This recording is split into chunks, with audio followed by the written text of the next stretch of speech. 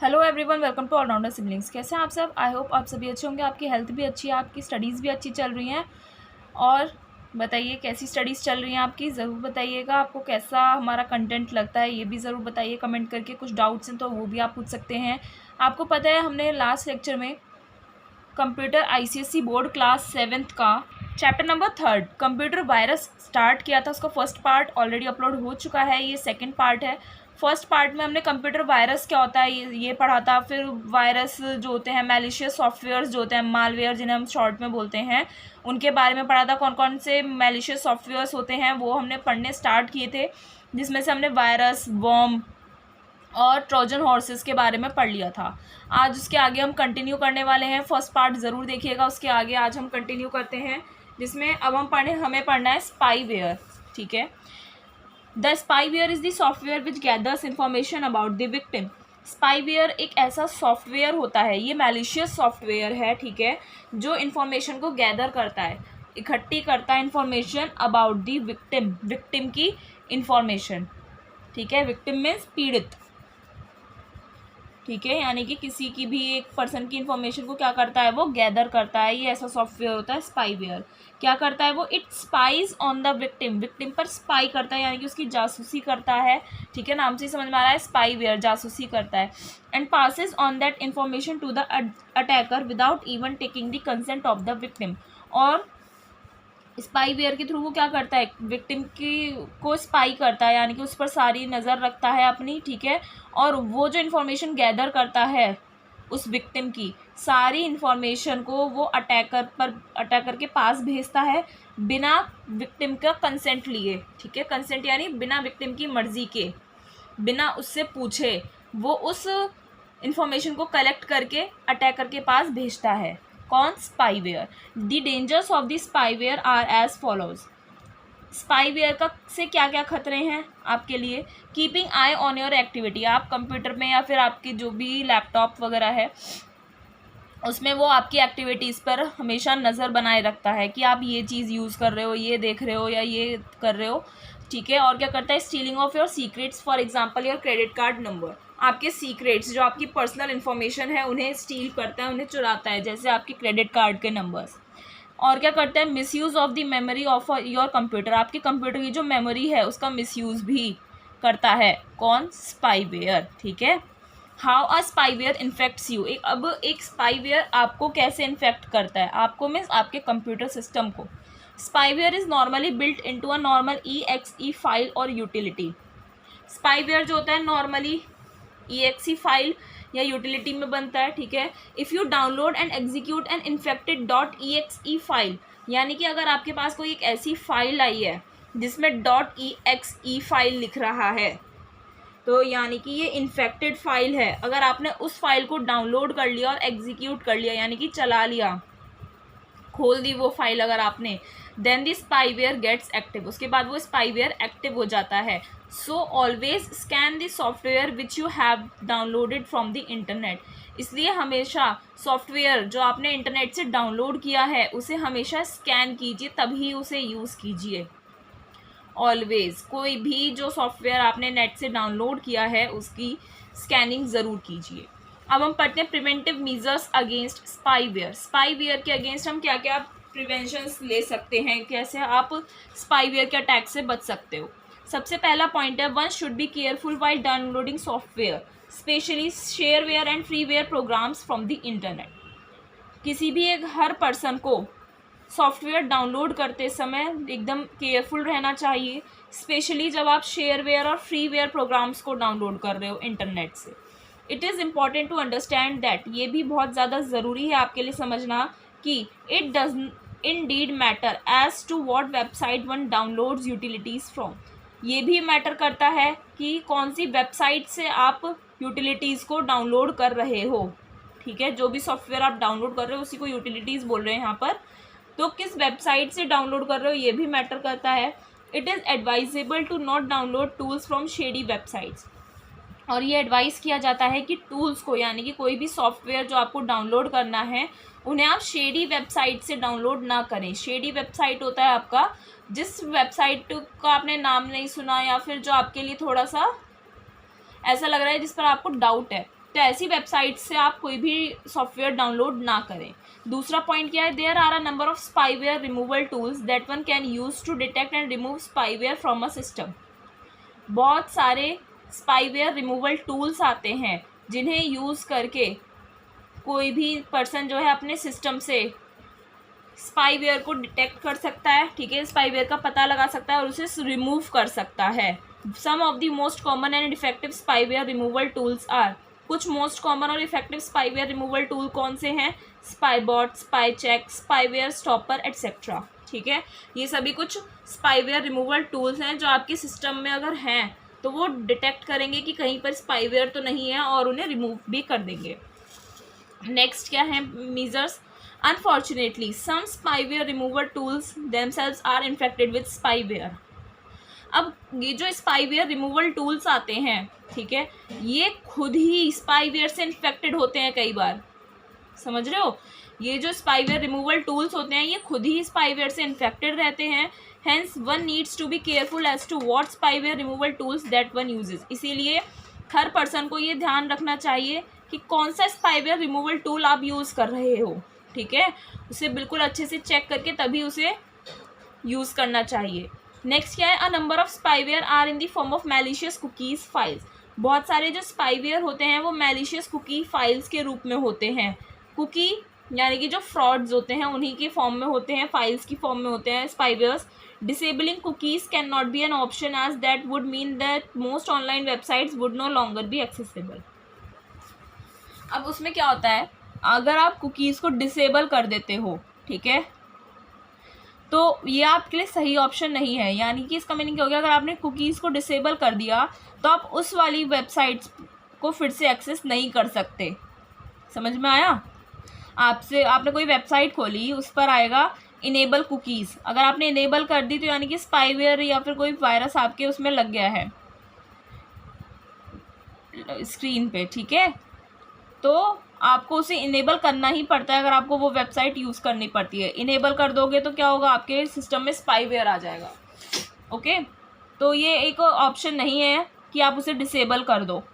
Only full proof method against cookie spyware is to manually delete all malicious cookies on a regular basis. इसका only full proof method क्या है cookie spyware के against, कि आप manually सारी malicious cookies को delete करो एक रेगुलर बेसिस पे, रेगुलर टाइम पीरियड पे आप बार बार उन सारी मैलिशियस कुकीज़ को क्या करते रहिए, डिलीट करते रहिए, ठीक है। ये कुछ प्रिवेंटिव मेजर्स हैं कैसे आप स्पाईवेयर से बचा सकते हैं अपने सिस्टम को। अब हम अगला मैलिशियस सॉफ्टवेयर पढ़ते हैं जिसका नाम है स्पैम, ठीक है। Spam is a problem for almost all individuals and businesses across the world. Spam एक ऐसी प्रॉब्लम है जो ऑलमोस्ट हर इंडिविजुअल को और हर बिजनेस को पूरे वर्ल्ड में फेस करनी ही पड़ती है। It is not only clogging up inboxes across the world but also causing a lot of inconvenience and lot of wastage of time and resources.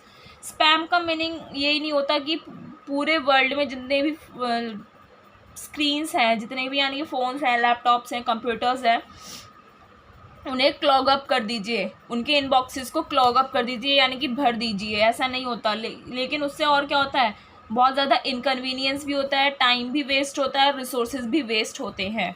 If one has use to internet for long enough, अगर किसी ने internet को ज़्यादा लंबे time के लिए use किया, it is quite possible that he receives more spam emails than legitimate emails on a daily basis, ठीक है। अगर आपने ज़्यादा लंबे टाइम के लिए इंटरनेट को यूज़ किया तो ये पॉसिबल है, ठीक है। क्या हो सकता है कि उसे ज़्यादा स्पैम ईमेल्स मिले, स्पैम यानी फ्रॉड ईमेल्स मिले, then legitimate emails, legitimate means legal emails की जगह उसे इलीगल यानी कि स्पैम ईमेल्स ज़्यादा मिलेंगे डेली बेसिस पर, ठीक है। लीगल तो कम आएंगे लेकिन फ्रॉड वाले ईमेल्स ज़्यादा आएंगे। Spam email is nothing but unsolicited email, ठीक है। स्पैम ईमेल कुछ नहीं है, बस अनसॉलिसिटेड ईमेल होता है, ठीक है, यानी कि जो आपकी बिना मर्जी के, जो आपके काम के नहीं है वो आते हैं, ठीक है। That is somewhat similar to unsolicited marketing phone calls that one receives in real life. ये unsolicited emails, unsolicited marketing phone calls जो आते हैं ना रियल लाइफ में किस हर पर्सन को आते हैं, कहते हैं ना कि फ़ोन करते हैं फिर कहते हैं लोन ले लीजिए या फिर यहाँ पर फ्लैट मिल रहा है, तो इस टाइप की जो इन्हें बोलते हैं अनसॉलिसिटेड मार्केटिंग फ़ोन कॉल्स, ठीक है, जो आपकी मर्ज़ी के लिए नहीं है, मतलब आपके लिए नहीं है, आपको नहीं चाहिए, फिर भी वो आपको आते हैं ना, तो ऐसे ही अनसॉलिसिटेड ईमेल्स होते हैं जिन्हें हम स्पैम ईमेल बोलते हैं। Spam is a collection of unwanted emails. अब आया समझ में, स्पैम एक कलेक्शन होता है अनवांटेड ईमेल्स का, which you are compelled to receive, जो आपको रिसीव करने ही पड़ते हैं, even if you do not require them, अगर आपको उनकी ज़रूरत नहीं है फिर भी आपको उन्हें कंपेल करना पड़ता है, and of no use for you, और चाहे आपके वो यूज़ के हों या नहीं हों तब भी आपको उन्हें कंपेल करना ही पड़ता है, उसे हम बोलते हैं स्पैम। ठीक है, वाई स्पैम, अब स्पैम क्यों होता है ये? Typically spam companies send out the same email message to millions of user whose addresses are either obtained from companies specializing in obtaining email addresses or using automated tools।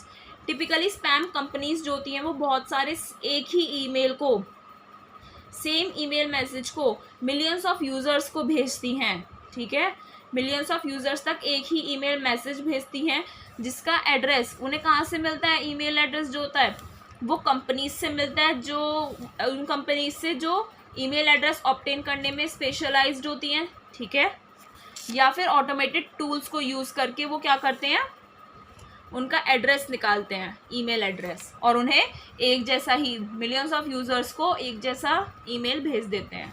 As compare to unsolicited snail mail spam and marketing phone calls, spam emails are the cheapest mode of reaching millions of customers. अब जो snail mail spam होता है और marketing phone calls जो आते हैं unsolicited वाले, ठीक है, जो आपको नहीं चाहिए होते हैं वो वाले जो आते हैं, इनके अगर हम इनसे कंपेयर करें तो स्पैम ईमेल्स जो होते हैं वो चीपेस्ट मोड है, सबसे सस्ता तरीका है, सबसे आसान तरीका है कि आप आराम से बिना ज़्यादा खर्चा किए आप मिलियंस ऑफ कस्टमर्स तक पहुंच सकते हैं। ठीक है, किसके थ्रू? स्पैम ईमेल्स के through. For every million spam emails that a spam company sends out on the internet, it doesn't expect to hear back from more than maybe 100 customers। क्या बोल रहा है? मिलियंस ऑफ स्पैम ईमेल्स भेजे जाते हैं, है ना, तो एक स्पैम कंपनी जो है पूरे इंटरनेट पर भेजती है। ठीक है, तो ये एक्सपेक्ट नहीं किया जाता कि उन्हें हंड्रेड्स ऑफ कस्टमर्स से हियर बैक करना पड़े, वापस कुछ सुनना पड़े। However, even such a low number responses is enough a motivating force for a spam company to continue sending out unsolicited emails that clog up the internet। लेकिन अब इतने सारे ईमेल्स भेजे जाते हैं, इतने सारे फ़ोन कॉल्स वगैरह किए जाते हैं, उनमें से लो नंबर रेस्पॉन्सेज मिलते हैं उन्हें। लेकिन चाहे लो मिले, कम रेस्पॉन्स मिले उन्हें उन ईमेल्स का, लेकिन उन स्पैम को स्प्रेड करने के लिए एक बहुत ही अच्छा तरीका उन्हें मिल जाता है, एक मोटिवेटिंग फोर्स हो जाता है उनके लिए। ठीक है, मान लीजिए 100 लोगों को उन्होंने भेजा, ठीक है, उनमें से सिर्फ 15 लोगों ने क्या किया, उसमें रिप्लाई किया उन ईमेल्स का, तो 15 लोगों ने, कम है देखो, है ना, 100 में से सिर्फ 15 लोगों ने किया, तो लो रिस्पॉन्सेज मिले ना, लेकिन उन्हें ये मोटिवेट करता है कि चाहे लो मिले लेकिन मिले तो, है ना, तो वो और ज़्यादा अनसॉलिसिटेड ईमेल्स को क्या करते हैं, भेजते रहते हैं और इंटरनेट को क्लॉग अप कर देते हैं, भर देते हैं। Hence the bottom line remains that spam is a problem that all internet users face। इसलिए बॉटम लाइन क्या है, यानी कि कंक्लूजन क्या है इस सारे डिस्कशन का, कि स्पैम एक ऐसी प्रॉब्लम है जो हर इंटरनेट यूज़र को फेस करनी पड़ती है। जो भी लोग इंटरनेट यूज़ करते हैं तो उन्हें स्पैम की ये प्रॉब्लम फेस करनी पड़ेगी। नेक्स्ट आता है preventive measures against spam. Spam के अगेंस्ट आप क्या क्या प्रिवेंटिव मीजर्स ले सकते हो, अब हम वो पढ़ेंगे। Most mail demons like Sendmail, Qmail, Zmailer, etc. already have patches available that can be used to detect and reduce the number of spam messages being received in the network। ठीक है, most mail apps है जैसे आपकी Sendmail, Qmail, Zmailer, etc. इनमें already ऐसे patches आते हैं, ठीक है, जो अपने आप ही वो ऑलरेडी अवेलेबल होते हैं, जिन्हें यूज़ करके आप स्पैम मैसेजेस जो आते हैं नेटवर्क पे आपके, जो आप रिसीव करते हो, उन्हें वो डिटेक्ट करके उसका नंबर रिड्यूस कर सकता है। स्पैम से आप कैसे बच सकते हो, जो मेल ऐप्स आती हैं, ठीक है, अलग अलग जो होती हैं, जैसे Sendmail है, Qmail है, Zmailer है, इनमें कुछ ऐसे पैचेस आते हैं, ठीक है, ऐसा सिस्टम ऑलरेडी अवेलेबल होता है जिससे वो डिटेक्ट करता है और स्पैम मैसेजेस के नंबर को रिड्यूस कर देता है। ठीक है, There are a number of anti-spam and filtering tools available on the internet that one can use to detect and block at least the non-spam defaulters. बहुत सारे एंटी स्पैम और फिल्टरिंग टूल्स इंटरनेट पर available हैं जिसे आप use करके, जो आपको पता है कि ये स्पैम डिफ़ॉल्टर्स हैं, ठीक है, स्पैम फ्रॉड्स हैं, उन्हें डिटेक्ट करके वो ब्लॉक कर देता है ऑटोमेटिकली, ठीक है। ये कुछ एंटी स्पैम टूल्स अवेलेबल हैं जो स्पैम डिफ़ॉल्टर्स को, जिन्हें उसे पता है कि ये स्पैम डिफ़ॉल्टर है, उन्हें पकड़ के, ठीक है, उनको डिटेक्ट करके ब्लॉक कर देता है। One should be very careful while opening attachments to prevent any virus infections of worm propagation. अब कोई भी आप अटैचमेंट खोल रहे हो, कोई भी मेल खोल रहे हो, तो आपको ध्यान से खोलना चाहिए, आपको ये देखना चाहिए कोई भी वायरस इन्फेक्शन तो नहीं है, ठीक है, या वर्म तो नहीं है जो ट्रांसफ़र हो रहा है। It is also advisable to disable the preview pane on the email clients like Outlook, Express etcetera. ये भी एडवाइस दी जाती है कि प्रीव्यू पेन को डिसेबल कर दें ईमेल क्लाइंट्स के लिए, जैसे आउटलुक, एक्सप्रेस वगैरह होते हैं, उन्हें आप डिसेबल कर दीजिए। Proper awareness and training programmes must be organise to prepare people to deal with such unsolicited emails and messages. Proper awareness और ट्रेनिंग प्रोग्राम्स ऑर्गेनाइज करवाए जाने चाहिए, ठीक है, जिससे लोगों को तैयार किया जा सके ताकि वो अनसॉलिसिटेड ईमेल्स और जो मैसेजेस या कॉल्स आते हैं उनसे डील कर सकें। तो ये कुछ प्रिवेंटिव मीज़र्स थे कि आप स्पैम से कैसे बच सकते हो। आई होप आपको समझ में आया है। तो प्लीज़ जल्दी से वीडियो को लाइक कर दीजिए, शेयर कर दीजिए अपने फ्रेंड्स, क्लासमेट्स के साथ, और चैनल को सब्सक्राइब करना ना भूलें। अगला मैलिशियस सॉफ्टवेयर आता है आपका एडवेयर, ठीक है, ऐड नाम से हमारा ऐड आता है इसमें। These are the kind of unwanted programs which appear on your computer as advertisements, ठीक है। ये उस तरह के अनवांटेड प्रोग्राम्स होते हैं जो आपके कंप्यूटर पर अपीयर होते हैं, दिखते हैं as in the form of advertisements, यानी कि एड्स की फॉर्म में जो प्रोग्राम्स आपके कंप्यूटर पर दिखते हैं। एड्स तो आपको नहीं चाहिए होते हैं ना, आप कुछ वीडियो देखते हो जैसे यूट्यूब पर भी, या फिर कोई आपने फाइल खोली तो उस पर ऐड आ जाता है ना, या कोई गेम भी खेलते हो तो उसमें भी बीच बीच में एड्स आते रहते हैं। तो यही होते हैं, ये आपके एडवेयर है, ठीक है। ये भी अनवांटेड प्रोग्राम्स होते हैं जो आपको नहीं चाहिए होते हैं। They harm the network bandwidth, network की जो बैंडविड्थ होती है उसको नुकसान पहुंचाते हैं, and slow down the speed of the computer, computer की स्पीड को भी स्लो डाउन कर देते हैं ये एडवेयर, ठीक है। अब हम पढ़ते हैं symptoms of virus attack. Virus attack हुआ है अगर, तो उसके क्या सिम्टम्स होते हैं। देखिए हमारे एडवेयर तक टाइप्स ऑफ जो मैलिशियस सॉफ्टवेयर के टाइप्स पढ़ रहे थे हम, वो कंप्लीट हो गए हैं। वो हम आगे करते हैं कि वायरस जो होता है, आपके कंप्यूटर वायरस जो होता है, उस पर क्या क्या सिम्टम्स आपको देखने को मिलते हैं। The following are the observations by which you can get a feedback that computer is virus infected. कुछ ऑब्जर्वेशंस नीचे आपको दी गई हैं जिससे पढ़कर आपको ये पता पड़ जाएगा कि आपका कंप्यूटर वायरस इन्फेक्टेड हो गया है। तो क्या क्या पॉइंट्स है। पहला है computer starts working slower then the normal, जैसे जो कंप्यूटर की नॉर्मल स्पीड होती है उससे कंप्यूटर थोड़ा स्लो वर्क करना स्टार्ट कर देता है। Sometimes computer does not respond and gets stuck, कभी कभी कंप्यूटर जो है रिस्पॉन्ड नहीं करता, ठीक है। आपने कोई इनपुट दिया, ठीक है, और वो रिस्पॉन्ड नहीं करेगा और बीच में ही स्टक हो जाएगा, अटक जाएगा। Computer automatically restarts, computer automatically restart हो जाएगा अपने आप ही। Sometimes computer does not load the application which you want to load, कभी कभी कंप्यूटर जो है उस एप्लीकेशन को लोड नहीं करता जो आप लोड करना चाहते हो। कोई ऐप आप डाउनलोड करना चाहते हो तो वो ऐप डाउनलोड नहीं कर पाता है वो, ठीक है।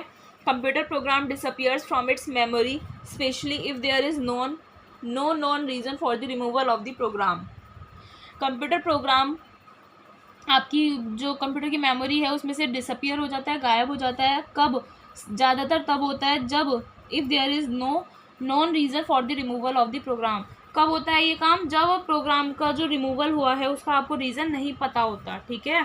तो ये काम हो जाता है अपने आप ही, क्या कंप्यूटर प्रोग्राम मेमोरी से डिसअपियर हो जाता है। An antivirus program will not run or a new one will not install properly or at all.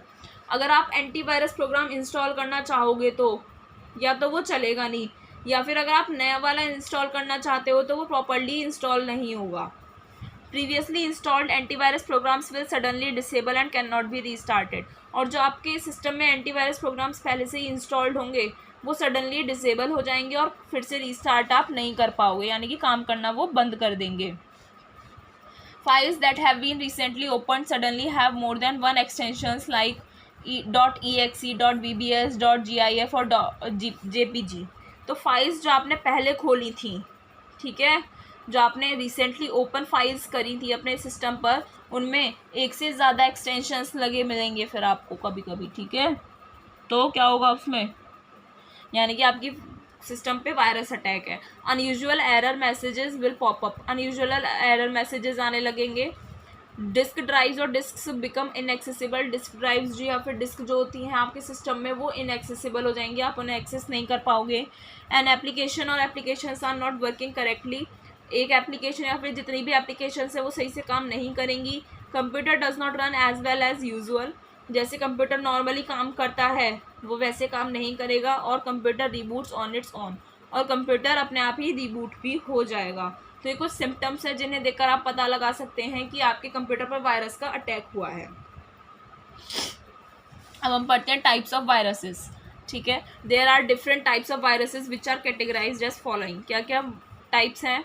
Boot sector virus, file और program virus, multipartite virus, stealth virus, polymorphic virus and macro virus. अब हम ये types of virus के बारे में पढ़ेंगे, ठीक है। सबसे पहला है आपका बूट सेक्टर वायरस। कौन सा? Boot sector virus. Boot sector viruses infect either the master boot record of the hard disk or the floppy drive. Boot sector viruses जो होते हैं वो हार्ड डिस्क का जो मास्टर बूट रिकॉर्ड होता है उसे इन्फेक्ट करेगा, या फिर फ्लॉपी ड्राइव को क्या करेगा? इन्फेक्ट करेगा। Boot sector virus. The boot record program responsible for the booting of operating system is replaced by the virus. जो आपके सिस्टम का बूट रिकॉर्ड प्रोग्राम होता है, जो आपके ऑपरेटिंग सिस्टम की बूटिंग में हेल्प करता है, वो वायरस से रिप्लेस हो जाएगा। Virus either copies the master boot program to another part of the hard disk और ओवरराइट्स इट। ये वायरस जो होता है बूट सेक्टर वायरस, ये या तो मास्टर बूट प्रोग्राम जो है आपके सिस्टम का उसकी कॉपी बना लेगा, दूसरे पार्ट में हार्ड डिस्क के दूसरे पार्ट में उसकी कॉपी बना देगा, या फिर उस पर ओवरराइट कर देगा। They infect a computer when it boots up or when it accesses the infected floppy disk in the floppy drive. That is once a system is infected with a boot sector virus, any non write protected disk accessed by this system will become infected. तो ये जो boot sector virus होता है वो एक computer को infect करता है जब उसे बूटअप करा जाता है, या फिर जब कंप्यूटर आपका एक इन्फेक्टेड फ्लॉपी डिस्क को एक्सेस कर लेता है ना, तो वो इन्फेक्शन फैला देता है आपके कंप्यूटर को। यानी कि अगर एक सिस्टम इन्फेक्टेड हो गया है बूट सेक्टर वायरस से, तो कोई भी अगर आपकी नॉन राइट प्रोटेक्टेड डिस्क है जो आपके इस सिस्टम के द्वारा एक्सेस करी जा रही है, तो वो भी इन्फेक्टेड हो जाएगी, ठीक है। यानी कि जिस पे वायरस का इफेक्ट नहीं है, तो अगर आपने बूट सेक्टर वायरस के द्वारा वो खोल ली तो वो भी इन्फेक्टेड हो जाएगी। Boot sector computer viruses are most commonly spread using physical media. Physical media का यूज़ करके ये वायरस जो होता है ज़्यादातर स्प्रेड होता है। बूट सेक्टर वायरसेस के एग्जांपल्स क्या हैं? मिचेलेंगलो एंड स्टोन, ठीक है। आगे पढ़ते हैं फाइल और प्रोग्राम वायरस। क्या? फाइल और program virus. Some files or programs when executed load the virus in the memory and perform predefined functions to infect the system. कुछ फाइल्स या प्रोग्राम्स जब आप उन्हें एग्जीक्यूट कर लेते हो तो उसमें उसकी मेमोरी में वायरस लोड हो जाता है और वो प्री डिफाइंड फंक्शंस को क्या करता है? परफॉर्म करता है, ताकि आपका सिस्टम इन्फेक्टेड हो जाए। प्री डिफाइंड फंक्शंस यानी जो फंक्शंस पहले से पता थे। तो अगर आपने कोई ऐसी फाइल या प्रोग्राम को एग्जीक्यूट कर लिया है किसी भी फाइल को, तो मेमोरी में आपकी में वायरस लोड हो जाएगा और प्री डिफाइंड फंक्शंस को परफॉर्म करेगा वो वायरस, ताकि आपका सिस्टम इन्फेक्टेड हो जाए। They infect program files with the extensions like, वो प्रोग्राम फाइल्स को इन्फेक्ट करता है कुछ एक्सटेंशंस लगाकर। कौन कौन से एक्सटेंशंस हैं? जैसे .exe, .com, .bin, .drv, .sys, ऐसे कुछ ये एक्सटेंशंस हैं जिससे वो फाइल्स को इन्फेक्ट करता है। Some common file viruses are Sunday, Cascade. कुछ कॉमन फाइल वायरसेस हैं आपके संडे एंड कैस्केडे। थर्ड आता है आपका multipartite virus. Multipartite virus is a computer virus, ये भी एक कंप्यूटर वायरस है which infects multiple different target platforms and remains recursively infective in each target. क्या बोल रहा है? ये भी एक कंप्यूटर वायरस है जो मल्टीपल डिफरेंट टारगेट प्लेटफॉर्म्स को करता है, ठीक है, यानी कि मल्टीपार्टाइट, नाम से समझ आया ना, बहुत सारी जगह पर ये अपना इन्फेक्शन फैला देता है और हर टारगेट पे अपना इन्फेक्शन फैलाता रहता है। समझ में आया? एक सिस्टम है तो उसमें बहुत सारी फाइल्स हैं, हर जगह वो मल्टी डिफरेंट टारगेट्स पर वो क्या करता है, अटैक करता है और वहीं पर रहता है और इन्फेक्शन फैलाता रहता है हर टारगेट पे। It attempts to attack both boot sector and executable or program files at the same time, और उसी टाइम पर वो बूट सेक्टर पे भी इफेक्ट कर सकता है और एग्जीक्यूटेबल प्रोग्राम फाइल्स पर भी अटैक कर सकता है। कौन? Multipartite virus. When virus attaches to the boot sector, जब मल्टीपार्टाइट वायरस जो है बूट सेक्टर से अटैच हो जाता है, it will in turn affect the system files, वो क्या करेगा, सारी सिस्टम की जितनी भी फाइल्स हैं उस पर अफेक्ट डालेगा, ठीक है। And when the virus attaches to the files, और जब मल्टीपार्टाइट वायरस फाइल से अटैच होता है, it will in turn infect the boot sector, वो बूट सेक्टर को क्या करता है, इन्फेक्ट कर देता है। This type of virus can reinfect a system over and over again if all parts of the viruses are not eradicated. अगर आपने अपने सिस्टम में से वायरस के सारे पार्ट्स को इरेडिकेट नहीं किया, यानी कि एलिमिनेट नहीं किया, अगर आपने कंप्यूटर के सारे पार्ट्स में से वायरस नहीं हटाया, तो वो आपके सिस्टम को बार बार ओवर एंड ओवर अगेन वो री इन्फेक्ट करता रहेगा। कौन सा वायरस? मल्टीपार्टाइट वायरस, ठीक है। अगला वायरस हम पढ़ते हैं स्टील्थ वायरस। कौन सा virus? Stealth virus. It is stealthy in nature, ये स्टिल्थी होता है नेचर में, means it uses various methods for hiding themselves to avoid detection, यानी कि वो अपने आप को अलग अलग तरीके से छुपाने की कोशिश करता है ताकि उसे कोई पकड़ ना सके। ये ऐसा वायरस होता है। They sometimes remove themselves from the memory temporarily to avoid detection by antivirus. ये जो स्टील्थ वायरस होता है ये कभी कभी अपने आप को खुद ही रिमूव कर लेता है मेमोरी में से टेम्परेरीली, यानी कि कुछ टाइम के लिए वो सिस्टम की मेमोरी से खुद ही रिमूव हो जाता है ताकि एंटीवायरस के द्वारा उसे पकड़ा ना जा सके। There are somewhat difficult to detect, वो कहीं हद तक डिफ़िकल्ट है उन्हें पकड़ना। When an antivirus program tries to detect the virus, जब एक एंटीवायरस प्रोग्राम जो है वो इस वायरस को, स्टील्थ वायरस को डिटेक्ट करने की कोशिश करता है, the stealth virus feeds the antivirus program a clean image of the file और बूट सेक्टर। तो ये जो स्टील्थ वायरस होता है वो एंटीवायरस प्रोग्राम को उस फाइल की या फिर उस बूट सेक्टर की एक क्लीन इमेज शो करता है, ठीक है। क्लीन इमेज मीन्स ये ऐसा शो करता है कि कोई भी इसमें परेशानी नहीं है। ये है आपका स्टील्थ वायरस। इसके बाद हमारा आता है polymorphic virus. It have the ability to mutate, implying that they change the viral code known as the signature each time they spread or infect। क्या बोल रहा है? ये बोल रहा है कि पॉलीमॉर्फिक वायरसेस के पास एक उनकी एबिलिटी होती है कि वो अपने आप को म्यूटेट कर सकते हैं, अपनी बहुत सारी कॉपीज़ बना सकते हैं, यानी कि वो वायरल कोड जो होता है जिसे हम सिग्नेचर बोलते हैं, हर बार वो अपना सिग्नेचर चेंज कर लेता है जब भी वो अपने आप को स्प्रेड करता है या फिर इन्फेक्ट करता है ना किसी भी फाइल को, तो वो अपने आप को चेंज कर लेता है। यानी कि पहले मान लीजिए वायरस इस शेप में है, फिर इस शेप में हो गया, तो अपनी सिग्नेचर को, अपने कोड को वो चेंज कर लेता है। So an antivirus program which is scanning for specific virus codes is enable to detect its presence. क्या बोल रहा है? इसलिए अगर एक एंटीवायरस प्रोग्राम है जो स्पेसिफिक वायरस कोड के लिए स्कैनिंग कर रहा है, वो इस वायरस की प्रेजेंस को डिटेक्ट नहीं कर सकता, ठीक है। ये है आपका पॉलीमॉर्फिक वायरस। इसके बाद एक लास्ट टाइप ऑफ वायरस बचता है आपका मैक्रो वायरस, ये भी हम कर लेते हैं, उसके बाद आगे का हम नेक्स्ट लेक्चर में करेंगे। It is a computer virus which infects MS word or similar application and causes a sequence of actions to be performed automatically when the application is started or something else triggers it. ये virus जो होता है ये भी computer virus है जो MS word को या उसके जैसी ऐप्स को क्या करता है, इन्फेक्ट करता है और बहुत सारे एक्शंस को लाइन टू लाइन परफॉर्म करता है ऑटोमेटिकली जब एप्लीकेशन स्टार्ट हो जाती है। समझ रहे हो? आपने मान लो अगर आपके सिस्टम में मैक्रो वायरस होगा, मान लो आपने MS वर्ड ओपन किया, ठीक है, तो उसके बाद वो ऑटोमेटिकली ये वायरस जो है बहुत सारे काम उस पर परफॉर्म करने लग जाएगा।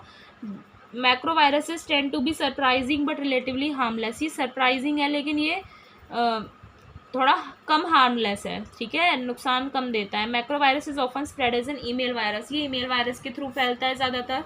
Well known examples of macro viruses are, इसके ज़्यादातर जो अच्छे एग्जाम्पल्स हैं कौन से हैं? Concept virus, Melissa worm. ठीक है, ये कुछ टाइप्स हैं वायरस के जो हमने आज पढ़े। ठीक है, तो वीडियो को प्लीज़ लाइक कर दीजिए, शेयर कर दीजिए। आगे का हम नेक्स्ट लेक्चर में कंटिन्यू करेंगे और नेक्स्ट लेक्चर में चैप्टर हमारा कंप्लीट हो जाएगा। मिलते हैं नेक्स्ट वीडियो में नेक्स्ट लेक्चर के साथ। Thank you.